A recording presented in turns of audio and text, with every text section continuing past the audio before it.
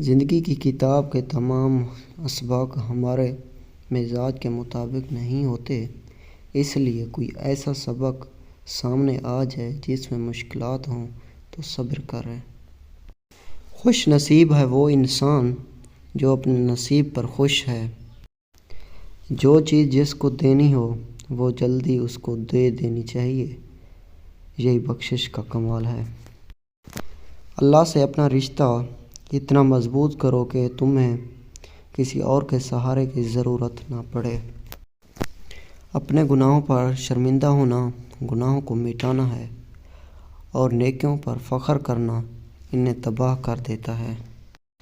خود پر یقین رکھو، خود میں باقاعدگی سے اچھائیاں دیکھنے والا پرسکون اور خود اعتماد زندگی گزار سکتا ہے۔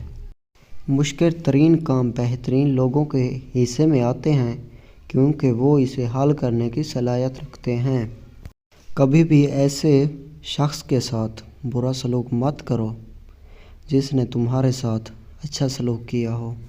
جو آپ کے پاس ہے وہ ان سب چیزوں سے بہتر ہے جو آپ کے پاس نہیں ہیں۔ زندگی جینے کے دو ہی راستے ہیں، بھول جاؤ انہیں جن کو معاف نہیں کر سکتے، اور معاف کر دو انہیں جن کو بھول نہیں سکتے۔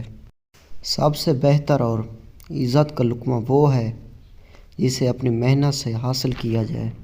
انسان کو اچھی سوچ پر وہ انعام ملتا ہے جو اسے اچھے اعمال پر بھی نہیں ملتا، کیونکہ سوچ میں دکھاوا نہیں ہوتا۔ انسان کا سب سے بڑا مسئلہ کسی چیز کا عادی ہو جانا، پھر چاہے وہ دوا یا آرام ہی کیوں نہ ہو۔ اکیلے رہنا، اکیلے رونا بعض اوقات انسان کو بہت مضبوط بنا دیتا ہے۔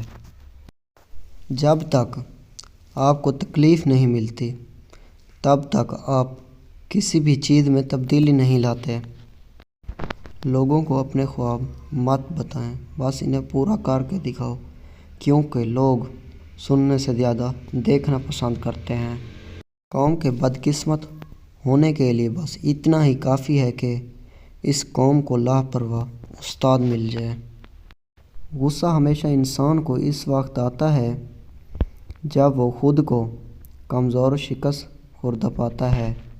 اگر آپ طاقت رکھتے ہو تو کمزوروں پر ہاتھ مت چلاؤ اور ان پر ظلم مت کرو۔ بے حیا مت بنو، کیونکہ جب بندہ بے حیا بن جاتا ہے تو اس کا ضمیر ظالم اور مردہ ہو جاتا ہے۔